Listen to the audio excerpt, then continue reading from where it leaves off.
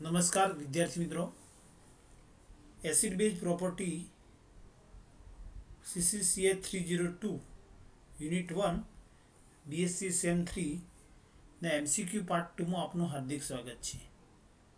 આજે આપણે કેટલાક પરીક્ષાલક્ષી અગત્યના MCQ સોલ્વ કરીશું।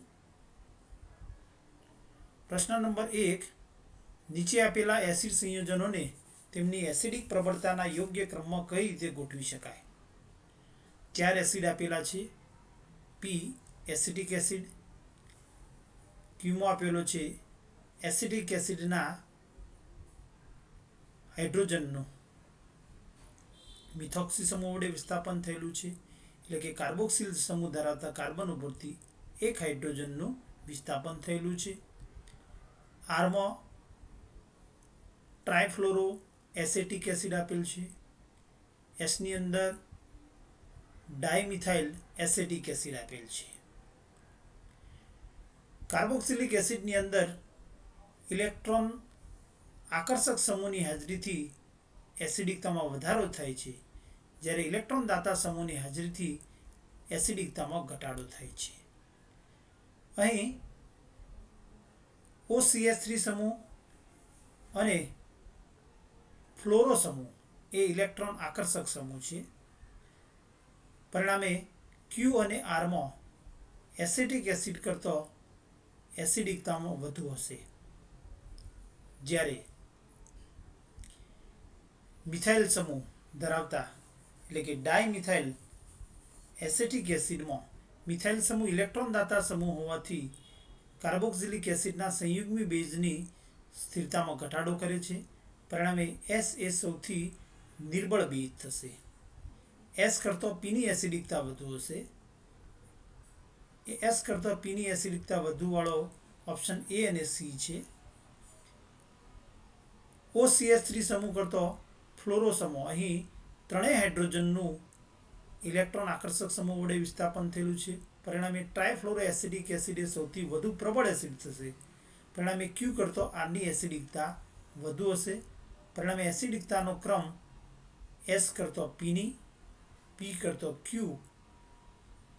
અને Q કરતો Rની એસિડિકતા વધુ થશે, એટલે કે ડાયમિથાઇલ એસિડિક એસિડ સૌથી નિર્બળ એસિડ, જ્યારે ટ્રાયફ્લોરો એસિડિક એસિડ સૌથી પ્રબળ એસિડ થશે।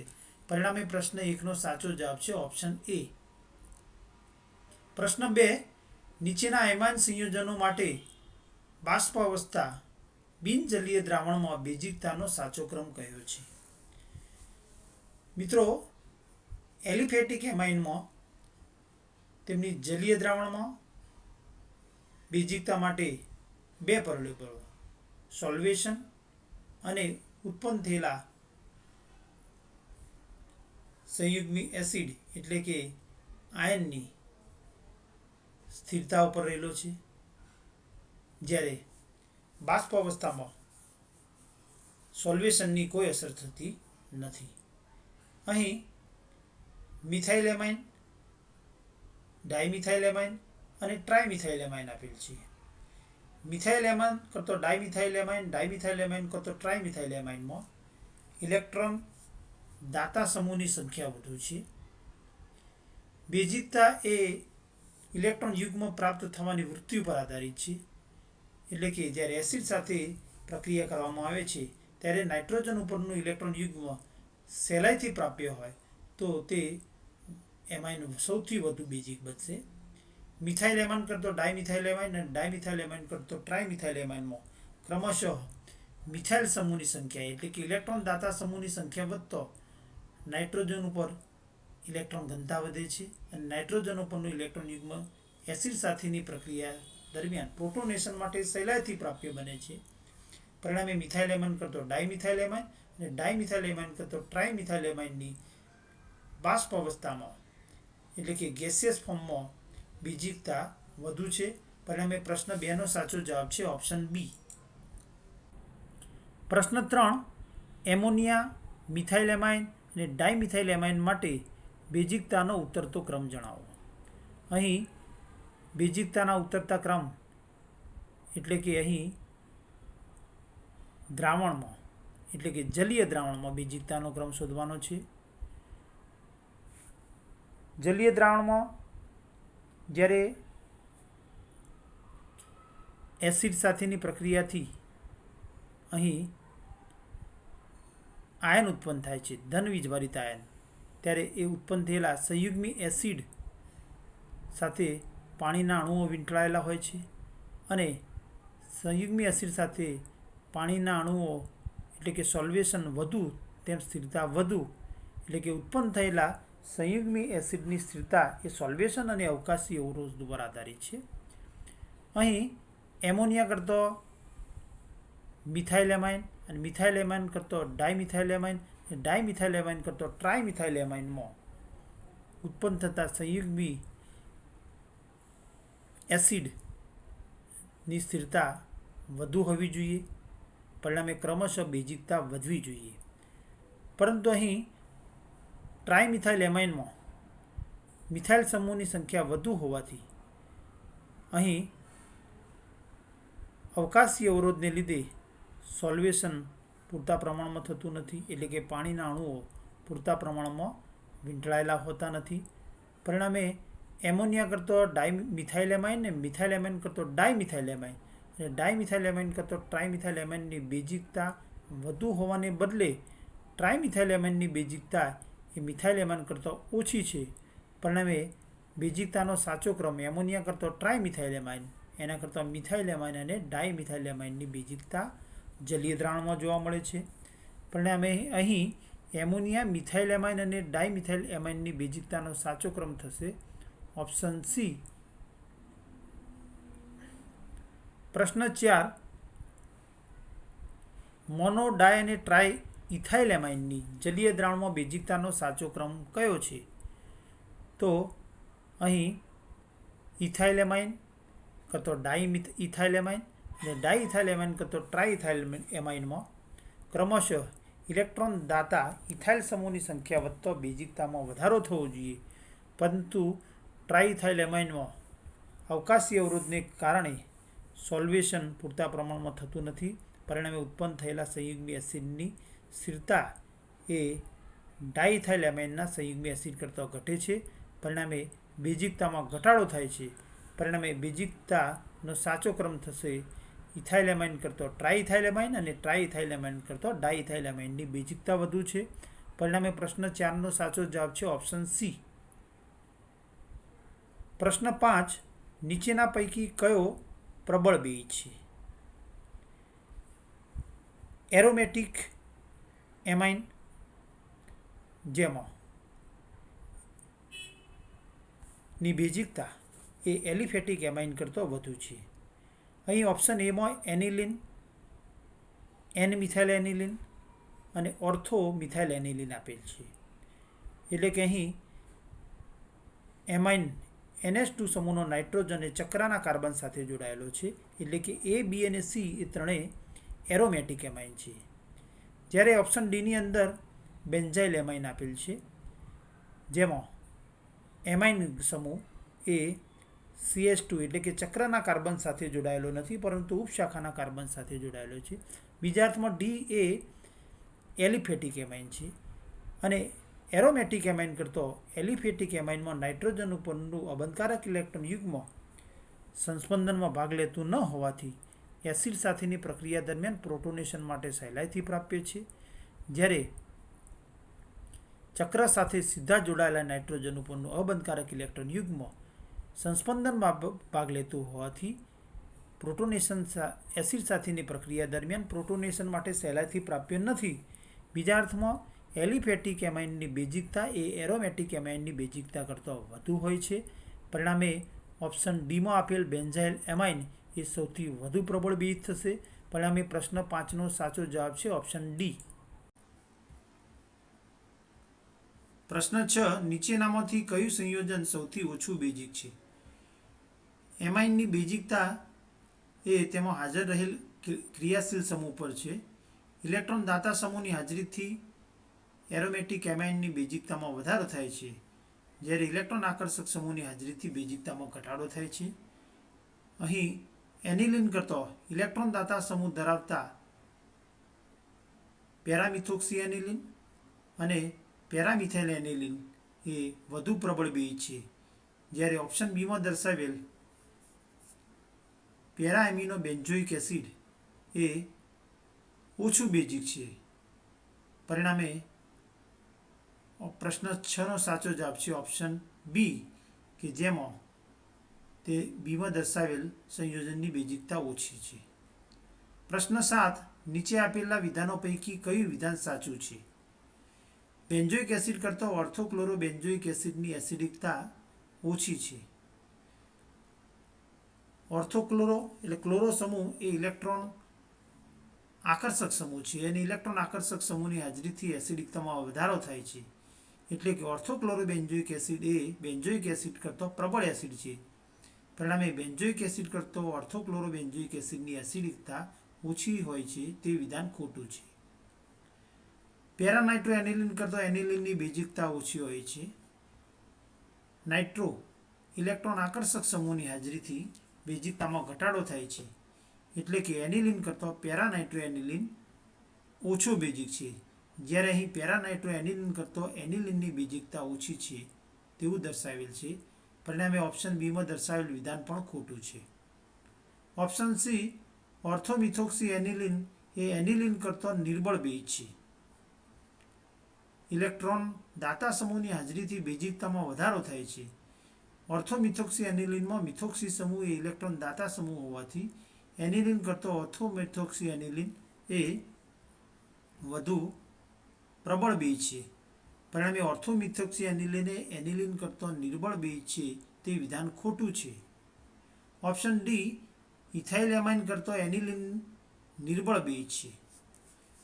અહીં એલિફેટિક એમાઇન કરતાં એરોમેટિક એમાઇનની બેઝિકતા ઓછી હોય છે, કારણ કે એનિલિન જેવા એરોમેટિક એમાઇનમાં નાઇટ્રોજન ઉપર રહેલો બંધકારક ઇલેક્ટ્રોન યુગ્મ સંસ્પંદનમાં ભાગ લીધો હોવાથી એસિડ સાથેની પ્રક્રિયા માટે દરમિયાન પ્રોટોનેશન માટે સહેલાઈથી પ્રાપ્ય નથી. જ્યારે એલિફેટિક એમાઇન ઇથાઇલ એમાઇનમાં નાઇટ્રોજન ઉપરનું બંધકારક ઇલેક્ટ્રોન યુગ્મ મુક્ત હોવાથી એસિડ સાથેની પ્રક્રિયામાં પ્રોટોનેશન માટે સહેલાઈથી પ્રાપ્ય છે. પરિણામે ઇથાઇલ એમાઇન કરતો એનિલિન નિર્બળ બેઝ છે તે વિધાન સાચું છે. પરિણામે પ્રશ્ન 7નો સાચો જવાબ છે ઓપ્શન ડી. C7H8O અણુસૂત્ર ધરાવતા ફિનોલિક સમઘટકોની એસિડિકતાનો ક્રમ છે. C7H8O અને ફિનોલ, તો ફિનોલમાં C6H5OH થાય ફિનોલ. અહીં જો ફિનોલના એક હાઇડ્રોજનનો વિસ્થાપન થયેલો તો C6H4OH થશે અને એને પરિણામે 6 પૈકી એક કાર્બન અને 4 ને 5 8 - 5 એટલે 3 હાઇડ્રોજન ખૂટે, એટલે કે મિથાઇલ સમૂહ હાજર હોવો જોઈએ. પરિણામે C7H8O એ ક્રેસોલનું અણુસૂત્ર છે. ક્રેસોલના 3 સમઘટકો ઓર્થોક્રેસોલ, મેટાક્રેસોલ અને પેરાક્રેસોલ શક્ય છે. અહીં ક્રેસોલમાં એક OH અને એક CH3 સમૂહ છે, એટલે કે મિથાઇલ વિસ્થાપિત ફિનોલ છે. ફિનોલિક સંયોજનોમાં ઇલેક્ટ્રોન દાતા સમૂહની હાજરીથી એસિડિકતામાં ઘટાડો થાય છે. અહીં CH3 મિથાઇલ સમૂહનો કાર્બન એ sp3 સંકૃત છે, જ્યારે ચક્રનો કાર્બન એ sp2 સંકૃત છે. પરિણામે અહીં મિથાઇલ સમૂહ એ પ્લસ I અસર અને હાઇપર કોન્જ્યુગેશનને લીધે ઇલેક્ટ્રોન દાતા સમૂહ તરીકે, એટલે કે પ્લસ H અસર દર્શાવે છે. મેટાસ્થાનની અંદર ફક્ત પ્લસ I અસરને કારણે ઇલેક્ટ્રોન દાતા સમૂહ તરીકે વર્તે છે. મેટાસ્થાનમાં હાઇપર કોન્જ્યુગેશન જોવા મળતું નથી, એટલે કે ઓર્થો અને પેરા સમઘટક પૈકી મેટામાં ફક્ત પ્લસ I અસર, જ્યારે ઓર્થો અને પેરાની અંદર પ્લસ H અસર એટલે કે હાઇપર કોન્જ્યુગેશન અને પ્લસ I અસર જોવા મળે છે. એટલે કે ઓર્થો અને પેરા કરતાં મેટાક્રેસોલ એ વધુ એસિડિક છે, જ્યારે ઓર્થો અને પેરામાં બંનેમાં પ્લસ એચ અસર એટલે કે સંસ્પંદન અસર સરખી જોવા મળે છે, પરંતુ પ્લસ આઈ અસર પ્રેરક અસર એ અંતર વધવા સાથે ઘટે છે અને અંતર ઘટવા સાથે વધે છે. પરિણામે પેરાક્રેસોલ કરતો ઓર્થોક્રેસોલની અંદર પ્લસ આઈ અસર એટલે કે ઇલેક્ટ્રોન દાતા અસર વધુ હોવાથી પેરાક્રેસોલ કરતો ઓર્થોક્રેસોલ એ ઓછો એસિડિક છે. પરિણામે ઓર્થોમેટાના પેરાક્રેસોલ માટે એસિડિકતાનો સાચો ક્રમ થશે ઓર્થોક્રેસોલ સૌથી ઓછો એસિડિક, તેના કરતાં વધુ પેરાક્રેસોલ અને સૌથી વધુ એસિડિક થશે મેટાક્રેસોલ. પરિણામે પ્રશ્ન 8નો સાચો જવાબ છે ઓપ્શન સી. પ્રશ્ન નંબર 9, નીચેનામાં કયા સંયોજનનો પીકે સૌથી ઓછો છે? પીકે સૌથી ઓછો એટલે કે કે સૌથી વધુ, અને કે સૌથી વધુ બીજા અર્થમાં એસિડિકતા સૌથી વધુ. ફિનોલિક સંયોજનો કરતો કાર્બોક્સિલિક એસિડની એસિડિકતા સૌથી વધુ હોય છે. પરિણામે ઓપ્શન એ ખોટો થશે. ઓપ્શન કાર્બોક્સિલિક એસિડ બેન્ઝોઇક એસિડમાં ઇલેક્ટ્રોન આકર્ષક સમૂહની હાજરીથી એસિડિકતામાં વધારો થાય છે. પેરાટોલ્યુક એસિડમાં કાર્બોક્સિલ સમૂહના પેરાસ્થાનમાં મિથાઇલ ગ્રુપ છે એટલે કે ઇલેક્ટ્રોન દાતા સમૂહ હોવાથી એસિડિકતામાં ઘટાડો થાય છે. બીમાં પેરાહાઇડ્રોક્સી બેન્ઝોઇક એસિડ અને સીની અંદર ઓર્થોહાઇડ્રોક્સી બેન્ઝોઇક એસિડ આપેલ છે. અહીં હાઇડ્રોક્સી ગ્રુપ એ માઇનસ આઈ અસર અને પ્લસ આર અસર દર્શાવે છે. અહીં ઓર્થો અને પેરાહાઇડ્રોક્સી બંનેમાં પ્લસ આર અસર સરખા પ્રમાણમાં જોવા મળે છે, કારણ કે સંસ્પંદન અસર એ અંતર ઉપર આધારિત નથી, પરંતુ માઇનસ આઈ અસર એ અંતર વધવા સાથે ઘટે છે. પરિણામે ઓર્થોહાઇડ્રોક્સી કરતાં પેરાહાઇડ્રોક્સીમાં હાઇડ્રોક્સી સમૂહ વડે માઇનસ આઈ અસર દ્વારા ઇલેક્ટ્રોન ઘનતામાં પ્રમાણમાં ઓછો ઘટાડો થશે. બીજા અર્થમાં પેરા કરતાં ઓર્થોહાઇડ્રોક્સી બેન્ઝોઇક એસિડમાં OH વડે માઇનસ આઈ અસર વધુ જોવા મળશે. પરિણામે ત્યાં પેરા કરતો ઓર્થો સ્થાનની અંદર હાઇડ્રોક્સી સમૂહ એ વધુ ઇલેક્ટ્રોન આકર્ષક સમૂહ તરીકે વર્તશે. પરિણામે ઓર્થોહાઇડ્રોક્સી બેન્ઝોઇક એસિડ એ પેરાહાઇડ્રોક્સી બેન્ઝોઇક એસિડ કરતાં વધુ પ્રબળ એસિડ છે. પરિણામે તેનો કે સૌથી વધુ અને પીકે સૌથી ઓછો થશે. પરિણામે પ્રશ્ન 9નો સાચો જવાબ છે ઓપ્શન સી. પ્રશ્ન 10, નીચેના સંયોજનોની બેઝિકતાનો સાચો ક્રમ જણાવો. અહીં 3 સંયોજનો એસિટોનાઇટ્રાઇલ, ટ્રાઇમિથાઇલ એમાઇન અને પિરિડીન આપેલા છે. અહીં ત્રણેય સંયોજનોમાં નાઇટ્રોજન ઉપર રહેલ અબંધકારક ઇલેક્ટ્રોન યુગ્મ સંસ્પંદનમાં ભાગ લેતું નથી, કારણ કે અહીં મિથાઇલ એમાઇનમાં નાઇટ્રોજનના એકાંતરે અબંધકારક ઇલેક્ટ્રોન યુગ્મ ધરાવતા વિષમ પરમાણુ કે દ્વિબંધ કે ત્રિબંધ આવેલ નથી. મિથાઇલ એમાઇનમાં પણ નાઇટ્રોજનના એકાંતરે કોઈ વિષમ પરમાણુ કે કોન્જ્યુગેટ સ્થિતિની અંદર દ્વિબંધ કે ત્રિબંધ નથી. પરિણામે તેમાં પણ સંસ્પંદન થતું નથી. પરિણામે નાઇટ્રોજન ઉપરનું ઇલેક્ટ્રોન યુગ્મ મુક્ત છે. ચક્રીય સંયોજનોમાં અહીં દ્વિબંધ બતાવવાનો છે, દ્વિબંધ બતાવવામાં ભૂલ થઈ છે. ચક્રીય સંયોજનોમાં જો નાઇટ્રોજન પરમાણુ એ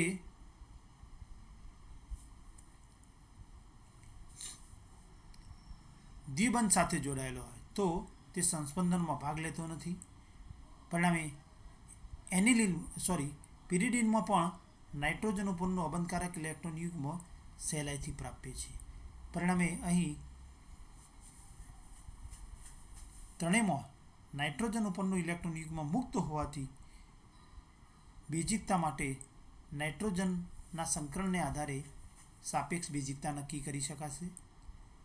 અહીં ટ્રાઇમિથાઇલ એમાઇનમાં નાઇટ્રોજન 3 મિથાઇલ સાથે કાર્બન સાથે જોડાયેલો છે એટલે કે sp3 સંકૃત છે. પિરિડીનમાં sp2 સંકૃત, જ્યારે એસિટોનાઇટ્રાઇલમાં નાઇટ્રોજન પરમાણુ કાર્બન સાથે ટ્રિપલ બોન્ડથી જોડાયેલો છે કે sp સંકૃત છે. sp3 થી sp સંકરણ તરફ જઈએ એમ s ગુણનું પ્રમાણ વધતું જાય છે અને s ગુણનું પ્રમાણ વધતો નાઇટ્રોજન ઉપર રહેલા અબંધકારક ઇલેક્ટ્રોન યુગ્મનું નાઇટ્રોજન પરમાણુના કેન્દ્ર પ્રત્યે આકર્ષણ વધે છે અને આકર્ષણ વધતો બેઝિકતા ઘટે છે. પરિણામે અહીં 2 કરતો 3 અને 3 કરતો 1માં બેઝિકતા ઘટશે. એટલે કે 2 સૌથી વધુ બેઝિક જ્યારે 1 સૌથી ઓછું બેઝિક થશે. પરિણામે પ્રશ્ન 10નો સાચો જવાબ છે ઓપ્શન ડી, 1 સૌથી ઓછું બેઝિક, એના કરતાં વધુ બેઝિક પિરિડીન અને પિરિડીન કરતાં વધુ બેઝિક થશે ટ્રાઇમિથાઇલેમાઇન. પ્રશ્ન 11, નીચેનાની એસિડિકતાનો સાચો ક્રમ જણાવો. 4 સંયોજનો આપેલા છે: hydrofluoric acid, H2O, NH3 ammonia અને CH4 મિથેન. અહીં ઉપરોક્ત સંયોજનોમાંથી જ્યારે હાઇડ્રોજન પરમાણુ દૂર થાય ત્યારે તેમનો સંયુગ્મી બેઝ મળે છે, ઋણાયન પ્રાપ્ત થાય છે. આ સંયોજનોની એસિડિકતા એ તેમના સંયુગ્મી બેઝ ઋણાયનની સ્થિરતા ઉપર આધારિત છે. મિથેનમાંથી હાઇડ્રોજન પરમાણુ દૂર થતો મિથાઇડ આયન, એમોનિયામાંથી હાઇડ્રોજન દૂર થતો એમાઇડ આયન, પાણીમાંથી હાઇડ્રોક્સાઇડ આયન અને હાઇડ્રોફ્લોરિક એસિડમાંથી હાઇડ્રોજન દૂર થતો ફ્લોરાઇડ આયન પ્રાપ્ત થાય છે. પરિણામે તેમના અનુવર્તી ફ્લોરાઇડ આયનની સ્થિરતા વધુ તો મૂળ એસિડની એસિડિકતા વધુ. અહીં આવર્ત કોષ્ટકમાં આવર્તમાં ડાબી બાજુથી જમણી બાજુ તરફ જઈએ તેમ કાર્બન કરતો નાઇટ્રોજન, નાઇટ્રોજન કરતો ઓક્સિજન અને ઓક્સિજન કરતો ફ્લોરિનની વિદ્યુતઋણતા વધુ છે. અહીં કાર્બન, નાઇટ્રોજન, ઓક્સિજન અને ફ્લોરિન ચારેય પરમાણુ પર 1 એકમ ઋણ વીજભાર છે. વધુ વિદ્યુતઋણીય પરમાણુ પર ઋણભાર વધુ તેમ તેની સ્થિરતા વધુ. પરિણામે મિથાઇડ આયનમાં કાર્બન અને ફ્લોરાઇડ આયનમાં ફ્લોરિન પરમાણુ એટલે કે ડાબી બાજુથી જમણી બાજુ તરફ જઈએ એમ વિદ્યુતઋણતા વધવાને લીધે ફ્લોરિન ઉપર રહેલ ઋણ વીજભાર એટલે કે ફ્લોરાઇડ આયન સૌથી વધુ સ્થાયી થશે. પરિણામે તેનો મૂળ એસિડ હાઇડ્રોફ્લોરિક એસિડ એ પ્રબળ એસિડ થશે, જ્યારે મિથાઇડ આયનનો મૂળ એસિડ મિથેન એ સૌથી નિર્બળ એસિડ થશે. પરિણામે અહીં એસિડિકતાનો સાચો ક્રમ થશે હાઇડ્રોફ્લોરિક એસિડ સૌથી પ્રબળ, એના કરતાં ઓછો એસિડિક થશે H2O, એના કરતાં ઓછો થશે NH3 એમોનિયા અને મિથેન સૌથી ઓછો એસિડિક. પરિણામે પ્રશ્ન 11નો સાચો જવાબ છે option B. Thank you for watching.